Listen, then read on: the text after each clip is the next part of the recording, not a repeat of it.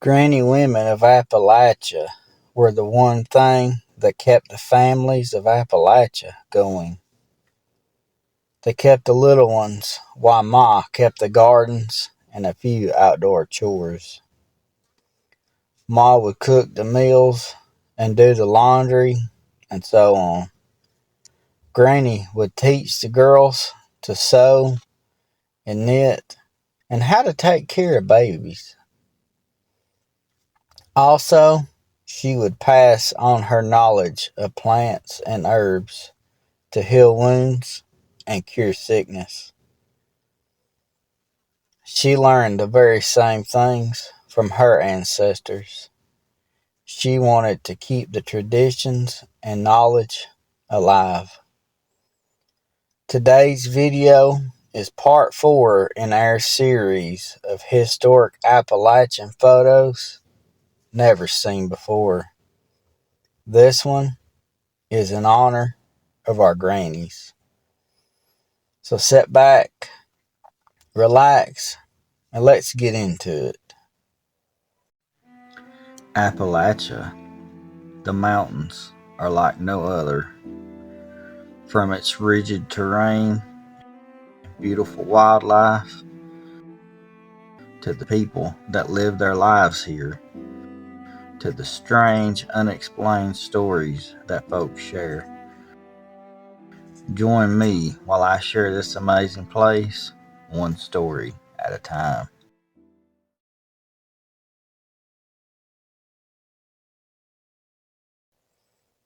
Photo number 1 is of a short-haired granny in her best Sunday clothes. Most didn't dress up like that, except to go to church, going to town, or photo day. They didn't get to get out much. There was so much work needed doing, and not much money for going anywhere. Boy, did they look forward to getting out when they could. It was such a treat. I bet this granny has seen much in her days. This photo has no information on it. Photo 2 was taken on a cold, snowy winter's day. She had her warm coat on, helping keep her from freezing on this stunningly beautiful day. I bet she was on her way to church and someone decided, let's just take a photo. She looked like she was wearing a fur coat. Maybe she had little money. Those were not cheap. She looked to be so happy too. There's nothing like a pretty smile. This photo has no information on it. Photo 3 is of Granny when she was young. She's propped up on an old hickory stump, posing on a beautiful sunny summer day. She was in her pretty white dress. This place could have been her old home place. The old house, just gone. She could be remembering all the fun times and a few sad ones too. This looked like a fine place to raise up a family. There were plenty of places to check out. This photo only has 71 printed on it. I don't think that's 1971, for this photo is much too old.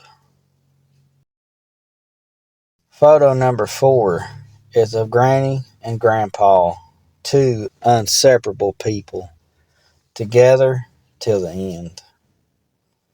They were both dressed up to the nines. Had to be celebrating something, maybe the wedding of their children or even their grandchildren. Granny had on her little black hat, a nice dress, and heels. Grandpa had on his old top hat, a white shirt, black shoes, and boots. Those two did their best to raise their family the best they knew how, trusting the Lord to supply all their needs. This photo was taken in 1919. Photo number 5 is of two old folks visiting. Two old folks visiting is the best. The man in his black hat and black suit, and the lady in her hat, long dress, and overcoat. They were dressed in their best. This was Uncle Bill and Aunt Annie Fleming. This was taken in Spartansburg, South Carolina in 1936. They seemed to be a lovely couple, loving each other eternally, always together, never apart. Photo number 6 is of yet another granny out on her porch. She lived in an old clapboard home, well built though. She looked like a stern lady, raising her family with an iron thumb, demanding respect. It was cool out at this time, right slap in the middle of winter. Cold it was. She has her coat and her scarf and long socks and heels. Looks like she was in the middle of something when someone got this picture.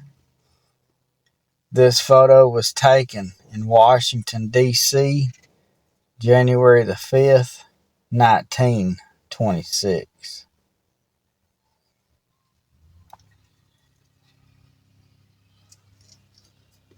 Photo 7 is of Granny out in the yard on a beautiful spring day, posing for a photo. There are some well-kept hedges right behind her and a very nice home. All her years of hard work paying off. She raised her entire family there. She worked hard to pass on the knowledge to the next generation, as all did before her. Granny sure did have a pretty dress on. This photo was taken in 1956. Photo number 8 is of a granny showing the children a plant, teaching them about it, its uses, its name, and where it could be found, going into depth of how important plants can be to the survival of mountain folks. They started young. When the children are old, they will know just how to cure most illnesses and what to use for the cure. Now, where would she learn this knowledge? From her native ancestors who lived off the land. There was no hope for the cure of illness. The native would watch the animals and what they would eat when they were sick. Then the more they used the herbs, the more they would discover what each would do. This photo was taken in 1935.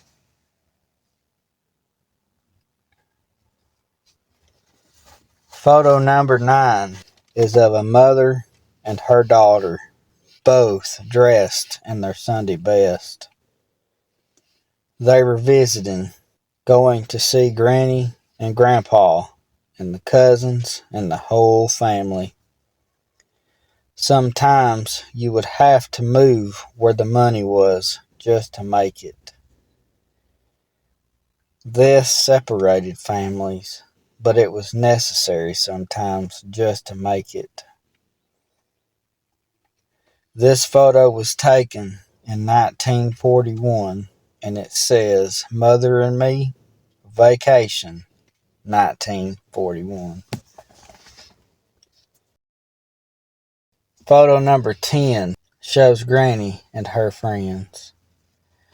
Now, Granny just loves sitting in the kitchen and gossiping about all the local news and about this person or that, while the men was outside spinning yarns. The ladies were in the kitchen talking about all sorts of stuff. It's just how it was back then.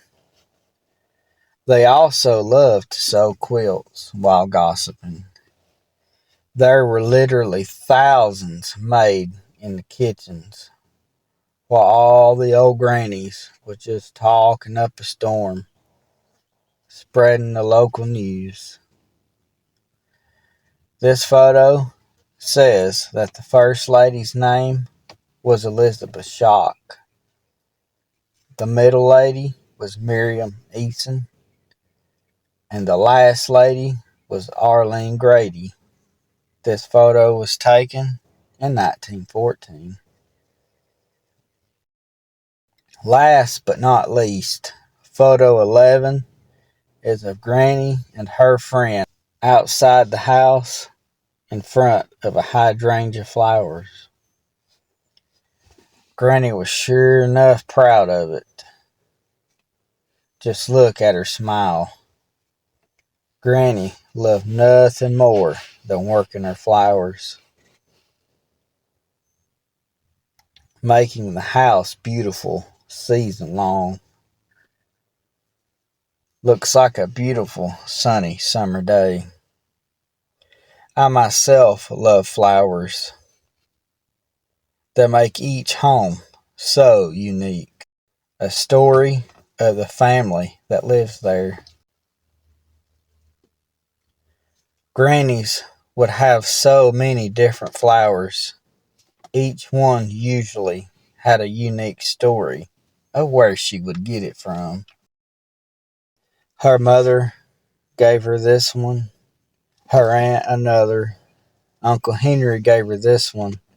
Another flower was a gift from Grandpa.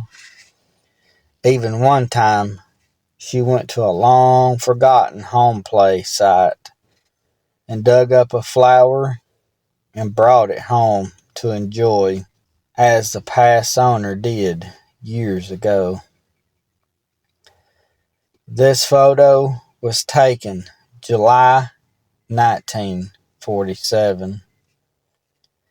Pictured is Martha T. Shantz and Mother. Folks, I want to thank you for sitting and checking out episode 4 of our historic Appalachian photos never seen before. Well, I appreciate you listening. I love you to pieces. And I'll see you next time.